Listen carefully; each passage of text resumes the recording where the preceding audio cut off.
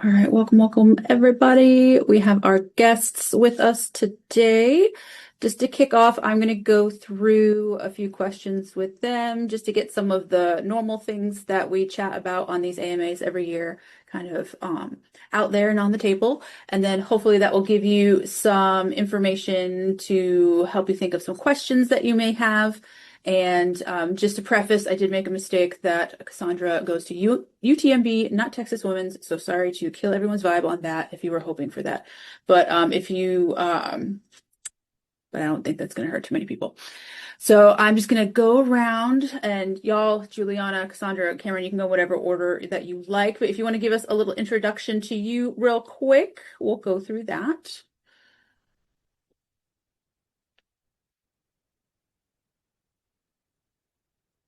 Whoever wants to start. I'll start. Okay, so I'm Cassandra. I'm currently going to University of Texas Medical Branch in Galveston.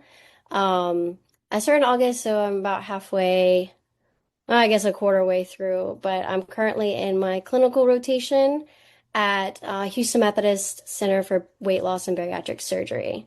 So it's been very interesting. I'm enjoying it a lot. You definitely learn a lot. So with our program, it's, you have class on Mondays and then you have your rotations Tuesday through Friday. And for me, initially, that was like scary because it's like, so much at once, but it's actually been a lot less stressful in that way. So I'm really enjoying it.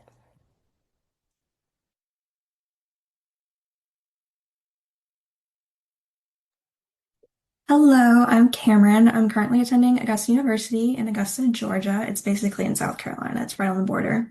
And it's a two-year program. It's a combined master's and internship, but we don't start the internship until our second year, so I'm just taking coursework right now and also working on my capstone. Hi guys, my name's Juliana. I am currently going to the University of New Mexico in Albuquerque. This is my first year, and my year program does first year coursework, and the second year is the internship, so I don't start till next August. I am currently finishing up my first semester here, and my research projects with UNM are finally done. So. All right. So, like everyone in the class, these three have gone through 3025 and the journey thereof. And so, I would love for the three of you to each kind of talk about your journey through undergrad and through 3025 and how all of that kind of led up to and through your application process for programs. Oh, I can start again. So with 3025, I think the most helpful thing was just like giving you that time to really reflect. Even like in my program now, we spend a lot of time just doing a lot of reflection and figuring out why you think the way you do, how you think the way you do, and how that plays into your daily and professional lives. And so it was really it really helped me to kind of like dive deep into, where I was going and what I wanted to do and why I wanted to do it. Even if I didn't initially think that back then, like looking back, and that's part of the reflection process. And so the die-cast was really like learning the die-cast system and having like step by step was definitely very beneficial. And learning about all the different roles in dietetics because it really is. It's a lot, and from my preceptors, I've learned that they really don't just do one thing. They often like take multiple roles, and so kind of seeing that and looking back and seeing how I thought about that process has been really helpful.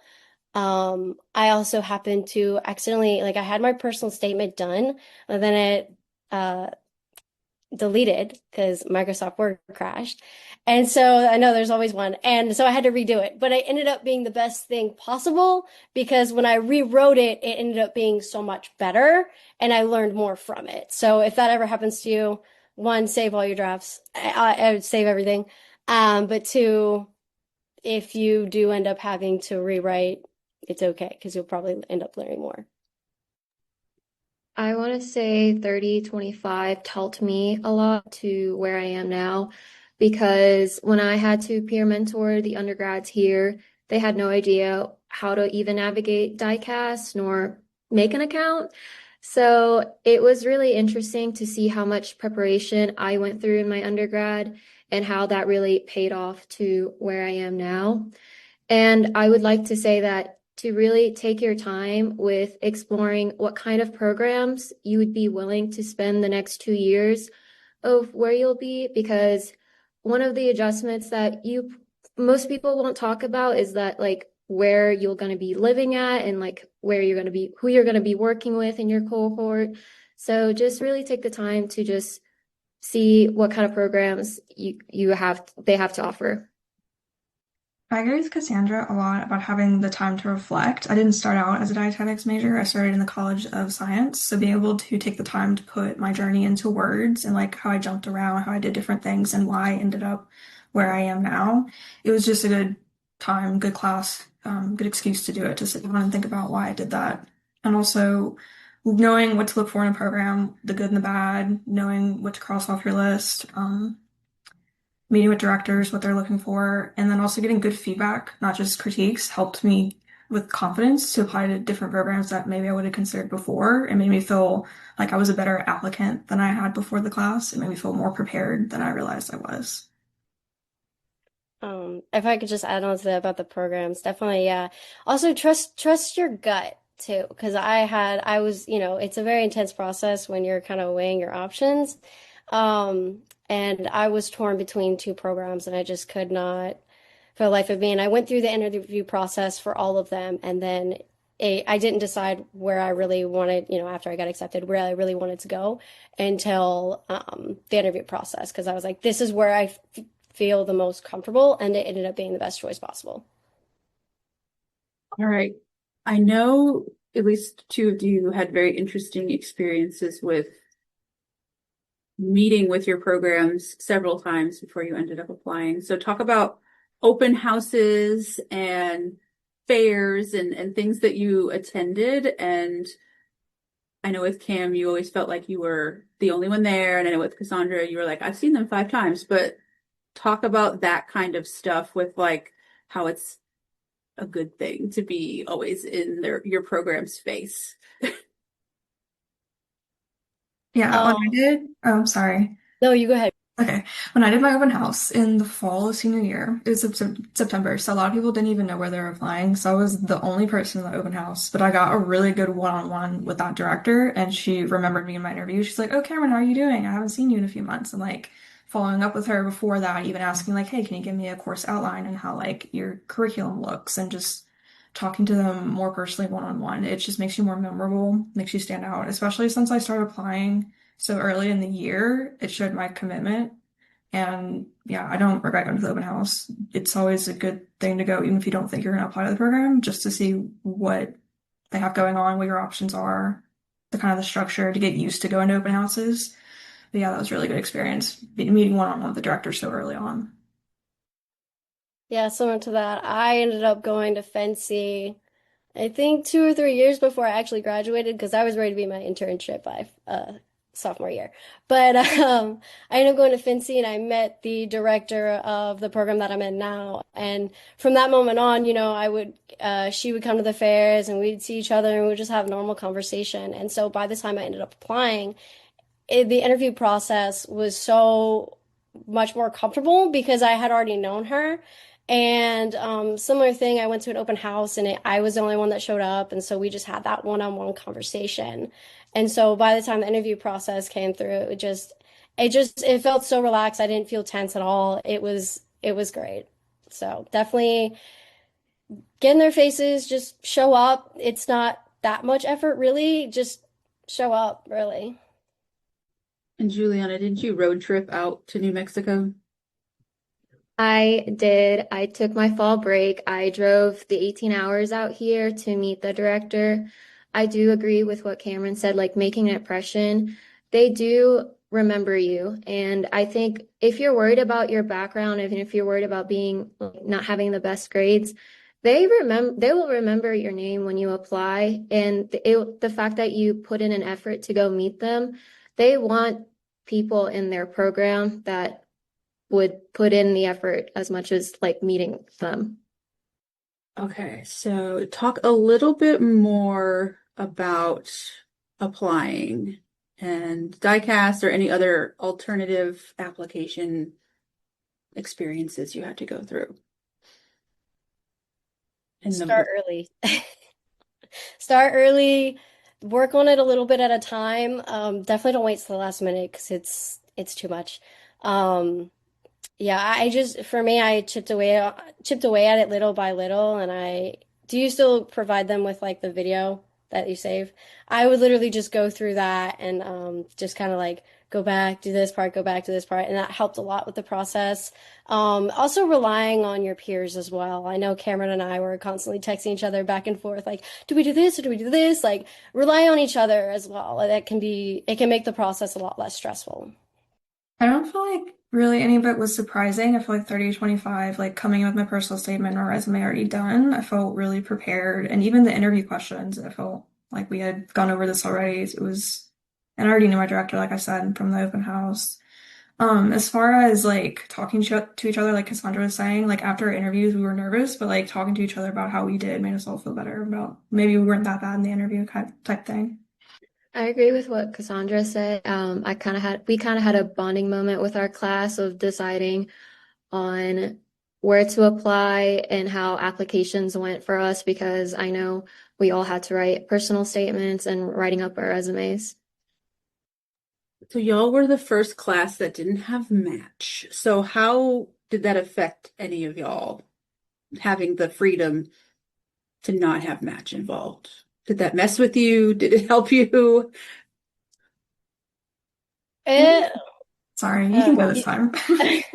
For me, it was just, it made a little bit like you had to really just rely on your decision-making skills, I think, which helped me in the long run. I think um, having that to go through that process beforehand makes decision-making easier. I know, and think in one of Miss Dory's classes, we also go over that too, to being able to like rank, and like, go through your pros and your cons and everything. So, pros and cons. Yeah, I was gonna say pros and cons too. I mean, it definitely gives you the freedom, but we found out at different times because they didn't have like a set day they had to tell us. So like different people were finding out their acceptance on different days, and that was a little stressful. But also I thought I'd have time to find out my financial information, like what resources they're going to give me, what aid they're going to give me before the deadline to accept, and that wasn't the case. I had to accept kind of blindly. Like none of my programs were able to give me that before the deadline. So I had the freedom, but I also had to take a chance and hope that I was going to get the aid that I wanted. It was kind of stressful for me only because I was torn between going to school or taking a gap year. But I'm very glad that, of course, ended up applying. But I would agree with what Cameron said. Having that freedom is kind of just like stressful of finding out last because I was probably the last one to find out. Everyone found out like mid-February, and I found out like March 1st, like the last day. And I couldn't tell if I was going to get financial aid either. So that was one of the things I had to consider. And I would agree with pros and cons, ranking your programs with where you want to go, because in the diecast system, I know it has changed this year, but and in the last section, you're going to have to rank with which school you're going to have to go. Okay, I'm going to jump over to some questions in the chat. I'm going to start with Avery's. One thing from your application that you feel made you stand out. I got to shadow a few RDs, and I feel like that really not only let me practice like assessment skills, counseling skills beforehand under an RD, but also just networking. And I networked through volunteering and through my job, and that's how I met the RDs that I shadowed. Also, just like Miss Barleycorn directed me to an RD that was actually an alumni of the program that I'm in now. And so just talking to different people, that really helped me stand out because I also got a letter of rec from one of the RDs, and she was able to vouch and say like I can say she can assess the patient, I can say she can do these things, and it just held a lot of weight in my application. I stood out by sorry, Cassandra, by driving out there. I think that definitely made an impression. But I also had experience with research and food service. And like I also stand out because I really try to represent with my undergrad. And I think just representing with your school says a lot. For me, I think I worked a lot during undergrad, and so for me, I took the route of my work ethic really, and just how that plays into what I want to do later. I did have some experience with shadowing RDs and working like within food service. So I think for me, just sort of like being able to say, this is what I've done and here's what I'm going to do with it later, really, I think made it stand out. Okay, so I'm going to kind of blend. Did I skip anybody? Can I add something? Yeah. Sorry. Also within the interview process, the whoever is going to interview you, it may not be the director, it could be like someone below them. They're going to ask you questions about whatever you send them. So they're probably going to ask you some uncomfortable questions, whereas like with what happened to your grades, I was just very honest and open with them, and they really respected that as well. Good thing you said that. That's going to change what I'm going to ask next. We're going to keep with that theme of interviews since we were talking about that in class not too long ago. And we've had some students already kind of go through some of that experience. So it sounds like you all interviewed-ish. Okay. So can you give them an idea of some of the things that were asked across the board? Oh, So oh, go ahead, go ahead. So definitely before your interviews, of course, you should definitely look into what kind of programs that they are. My program is clinical focused, so they're obviously going to ask you, what are your interests like? What experience do you have? Um, I know they're going to ask you like if you volunteered, and I didn't have any volunteer hours, but I did already have experience in research and food service. And they also, of course, asked me like about my grades and yeah. Mine were all situational questions, as in like, what would you do if you were put in this situation? And so for that, I want to say for one of my interviews, you could look up like I forget what it's called, but like the type of questions that they're called. I don't remember what they're called, but they're like situational questions. So like, if you were in this situation, what would you do? And you kind of have to provide an example of how you've been in a similar situation and what you did to kind of show what you would do in the future. So definitely like being able to rely on those skill set of like communication for sure. Most of mine were pretty basic and standard. I got asked like why this program, which I just made sure my answer aligned with their mission, their values. Looking at like Juliana was saying that clinical concentration, so like they asked me like one clinical question, and I just talked about how my goal is to go into clinical, and that's why I'm picking this program. And just looking at the program's website and understanding what they represent before you go into interview can really help you align with them while you're talking to them and show that you are a good fit for the program. Sorry. There you go. One thing I'll add is that all programs are going to ask different questions. They didn't ask me any. The situational question I had was in my DICAS interview, not interview, in DICAS application question. What do you mean by that? Was it in diecast that you had to answer it, or? Yeah, they asked me like if I had experience with tube feeding. Yeah, more and more programs are doing that, I think, where they're sneaking in those little supplementary things in diecast to kind of save themselves the trouble of asking later, which I guess takes the stress off. But all right. All right. I'm going to kind of blend Dalia's question into this next question since, okay, so everyone's in their first semester. So talk about what you're doing now, and then talk about, since you don't know exactly from firsthand experience what's going to happen, but what are you expecting as far as it getting harder or heavier? So my first year, I am taking 9 hours, and that's 3 classes, but the workload feels like 15 hours of like undergrad. It's a lot of reading and reviewing and preparations.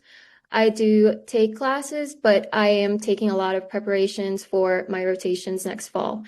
I take a lot of patient interviews where I walk into a room and I have medical actors and I talk to them. I give them nutrition assessments and nutrition focused physical exams. It is very nerve-wracking, but it's like very eye-opening to what you're expecting for clinical rotations. And I do a lot of,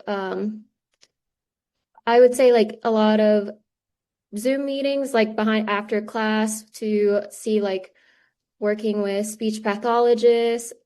We worked with pharmacy students earlier in the semester. So it's a lot of preparations for rotations as well while you're taking classes. So it's a lot. And I know for rotations, we take a lot of competencies and it's a lot of reflections with what you're doing with your rotations.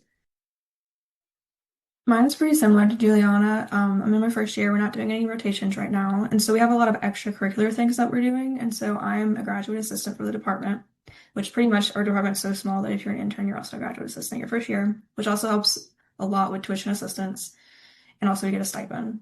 So we basically just assist the faculty with whatever projects they're working on, whether it's research. We have an RD in our program that is doing a cooking series in the dorm. So we've been helping with those, going to those, and also making recipe cards.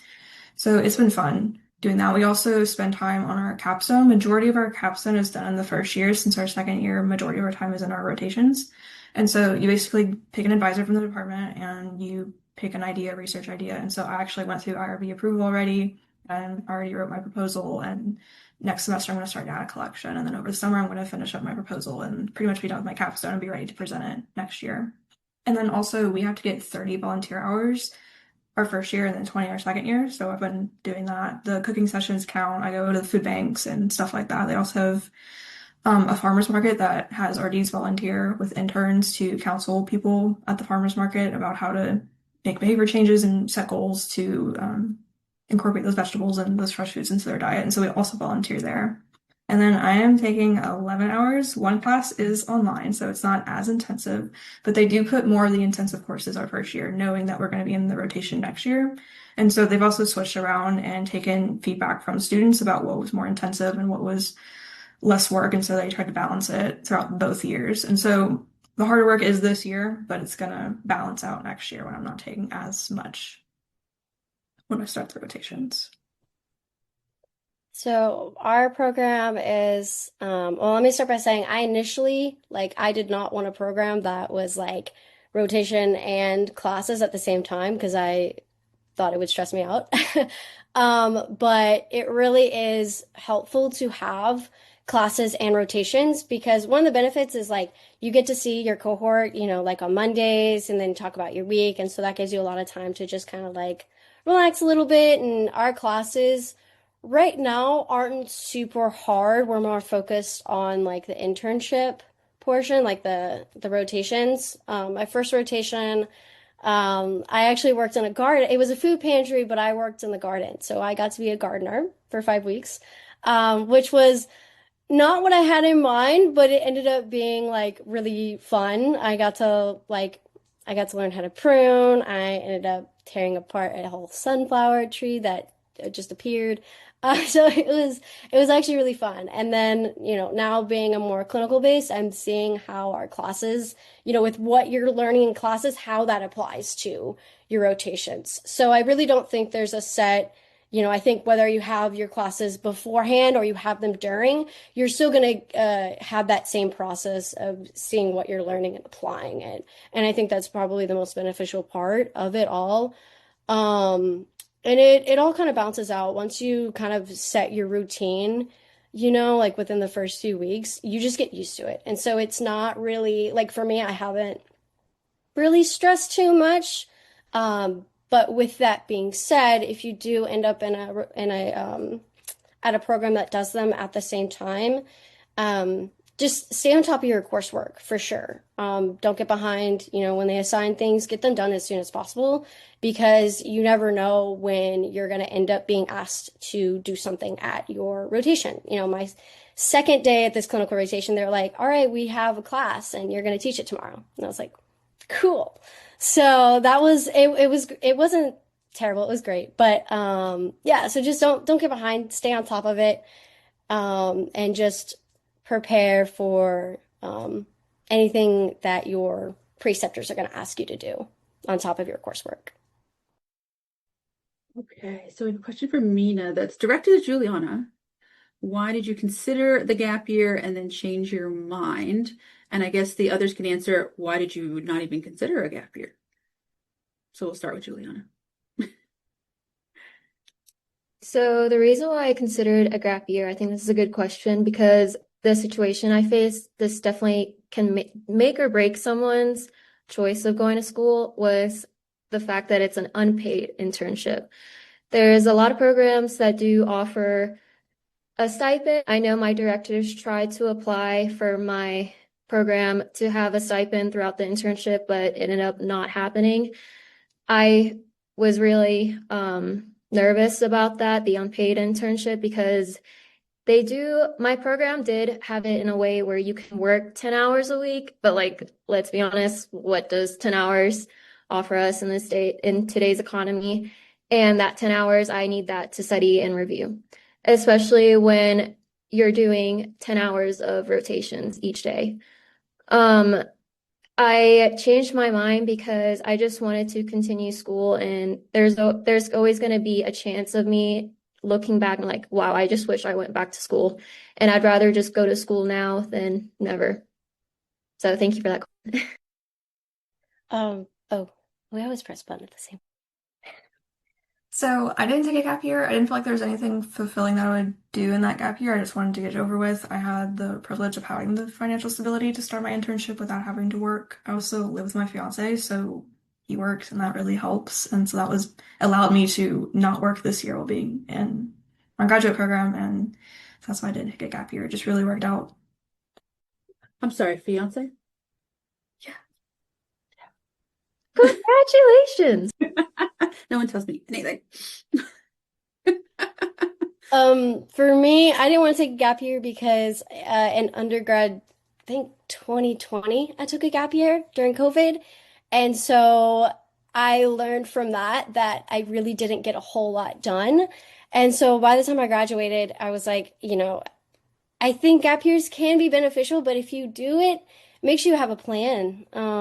Because it kind of ended up slowing things down, and I ended up regretting taking a gap year to begin with in undergrad. So, yeah, I do work. I work Saturdays and Sundays, so I have been able to keep up with that. So if that's something that you're nervous about working and doing the internship, it is possible. It's not easy, but it is possible. But that also requires communicating with your directors and the people around you as well. So, yeah. If you are worried about like your financial situation in school, I will recommend looking into your programs like scholarships and what they can offer you. I did end up getting a TA position for next semester, so that does help you with your tuition and offer you a stipend throughout the semester. The seniors haven't gotten there yet, but talk about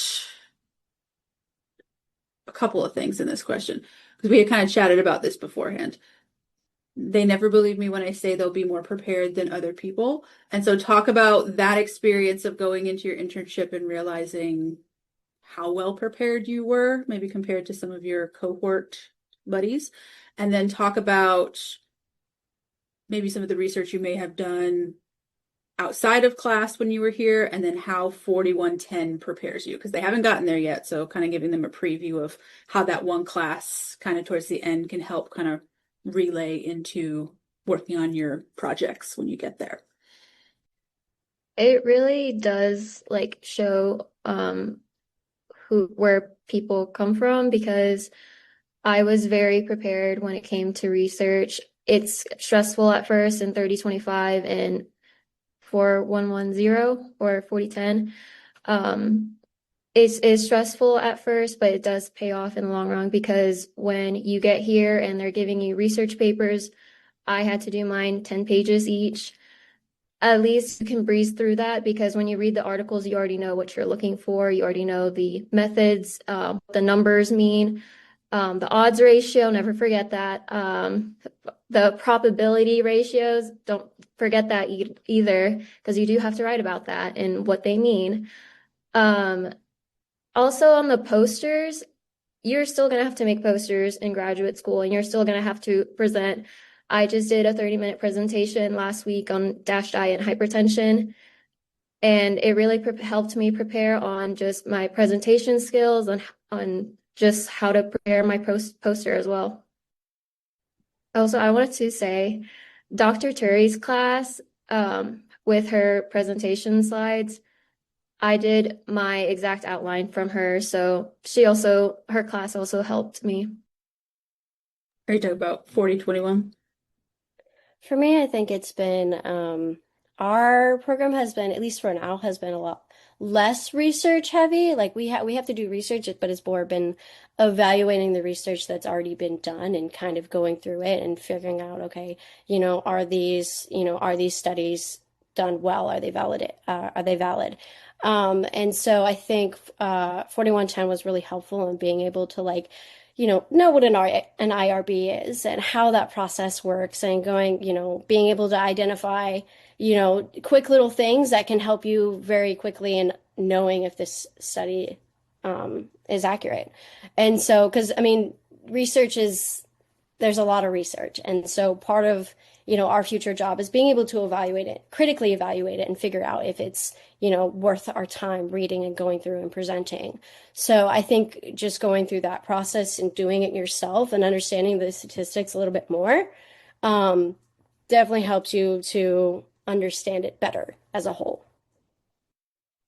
Yeah, I definitely feel like 4110 helped me not be so intimidated by research going into grad school. Like I wasn't intimidated by the IRB approval process. I knew what that was. I knew what to expect. And then also writing my research paper, I was able to do it in a month or two. It just came naturally because we had already done it in practice and workshopped it so much. Um, but yeah, I feel like 4110 really helped me feel prepared for grad school. And also for my program, I had to write a lot about reviews and reading about them. A lot of people still don't know what literary review versus like a controlled trial. The basics. All right, I'm going to open it to the student. Oh, Sadie has a question. What do you think is the most unique aspect of the program you are attending? So now's your time to sell your program to these students. I love my program. I think one of the most unique things is our faculty. They're very open and honest with us, and they're very like they want to hear our feedback, and they just want to know why we think the way we think and how we think. And so I think they've been really good at giving us that feedback of, being able to not just, take the information and regurgitate it back, but more so reflect on it and actually use that information you're learning in your whether it's a clinical rotation or a community rotation, it kind of applies across the board. So I think that has been really unique. And also it's on an island, so you're right next to the beach. It's not the best beach, but it's a beach. My program is very medical, so we are nestled in the medical district. Our campus is literally surrounded by multiple hospitals. So we have like a VA, a Piedmont, and a Wellstar, and just different branches. You can literally walk to your rotation from campus. That was one of the main reasons why I picked it. And also we have a med school on campus, and so we get to use a lot of their resources, like their sim labs, their fancy mannequins, all their equipment. And that was really big for me. And the faculty are really big on making sure we're prepared before they hand us off to our preceptors our second year. They really want to make sure we're confident before we even step foot in the hospital. And I really feel like they're going to do that for us.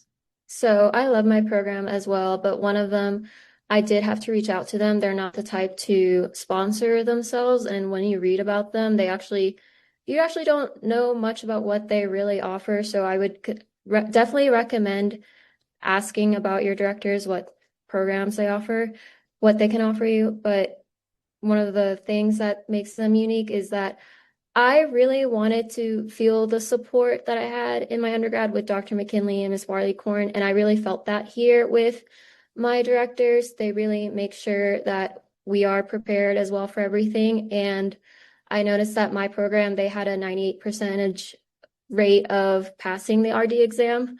I'm not a good exam taker, so that's why I really wanted that. I know in their clinical rotations, they tell their interns to start studying. So yeah, I wanted to have that support as well. To add on to that a little bit, so my UTMB is in Galveston. I'm currently living in Houston, and so my rotations, I did have one rotation that was in Galveston, so that was not the most fun, but it was only for a few weeks. So, but most of my rotations are in Houston. So if you're someone who, you have family or, you're going to be living in one city and you might have to go to the other, that's something that's possible as well. So we have rotations in the Houston Medical Center, which is one, if not the largest medical center. And so it's very intense. It's very fast paced. But it's like incredible. They have so many resources and there's so many things that like we're able to use as students. And so that's been really incredible to work with. Also, one thing I noticed with the programs in Louisiana, there's at least one rotation where you had to reach out to somebody for a preceptor. I did not want that. I wanted my program to have everything prepared for me. And before you start your rotations, they do ask you like what you're interested in, if you're comfortable with driving out. In Albuquerque, we have a lot of hospitals around us, so there's a lot of rotation exposure, whatever you're into, there's enough opportunities for you to do. So fun side fact about UTMB. So I had Blair try to sell her program to my husband, who's a total nerd, and she was like, "Our program is the only one in the United States with a NASA rotation." And he was like, "Sold." Like that's, I would say, the most unique thing about UTMB is that they do work with NASA, which is pretty cool, which is appealing to a lot of people. But I did like that you brought up that, and I've seen this year after year, is the vibe that we have given off here at LSU is what is wanted in the second piece. Kind of that open atmosphere of, we don't want to say family because that's too much like a cult, but that, open door policy, not feeling awkward with your director, just feeling like you can come and talk about anything and ask questions and it's not going to be weird at any time. And a lot of that comes with that early exposure to the directors to really get that one-on-one vibe. That's why I always stress like our DI fair on campus or going to one of the other events like at Fancy or their open houses, because that's gonna be the best reflection of the vibe of a director is how they present themselves on those. Okay. So I guess we can kind of finish it up in these last 5, 6 minutes with each of you kind of giving our students kind of like a little personal words of wisdom, pep talk as they are either, we have like half and half juniors and seniors. And so, what to help them through this process. I could start. So definitely relax a little bit. It's all gonna work out. Um, I was a stress ball all the time, still am a little bit, but definitely relax. But also prioritize and know what you have to do. Um, keep a steady balance of like school life and real life, and I think that can help a lot. Um, and save all your documents. Um, let's see what else. Stay organized, timely. If you're not 10 minutes early, you're late. So always stay on time. Stay on top of everything. I definitely agree with that because what you're expected is going to follow you through here. If you don't know what you're expected, it's going to bite you in the butt. I'm just going to say that. Definitely take this class seriously. I feel like I got a ton out of it because I put a ton into it. And also, I think if you find something you really like to do, whether it's volunteering or a job, stick with it and like pick something, get involved, and stay with it. And it shows your commitment. And it also helps you hone your interests when you're applying to programs, figure out what you actually like to do. Yeah. And if you want to, I kind of jumped around, did a bunch of things too. I think the main thing is getting involved. Yeah, to add on to that too, a little bit, like definitely get involved and it's helpful to know what programs you're looking for when you already have an idea of what your interests are. Of course, your interests may change throughout your, rotations, but if you already have a general idea of, if you're able to say, I don't want to do this and I don't want to do this, it gives you more of a path to look toward of this is what I want to do and how those programs align with your goals, right? Because that's what's important overall is how do these programs match what you want? How do they match what you want, what you're looking to get out of it? Have your resume organized. I know you'll do that, but always go back and revise it too. Like constantly, no matter what you're doing, every time you have a new job or new, go back and revise it and tweak it to perfection. Definitely save your documents because the things that I always refer back to is Miss Barley-Corn's worksheets and case studies. Oh yeah, the case studies I did that at LSU were honestly harder than the ones I'm doing now. That's all right. All right, speaking of resumes, just for the class, I will be finishing going through the juniors' resumes and personal statements. Hopefully, I'll have that done tomorrow. We'll see how many fires I have to put out today and tomorrow. If not, you'll have it definitely Wednesday morning, if y'all were wondering. And then if no one else has any questions, thank you, class of 25, for coming back and imparting your wisdom with us. Hopefully you have said stuff that I haven't said yet that has resonated with the group this year. But good luck on everything. Stay in touch. And then if any of the students ask, I will forward your emails just in case if they have any further questions. But thank you, everybody. Happy Thanksgiving, safe travels, all that stuff. And I'll see y'all.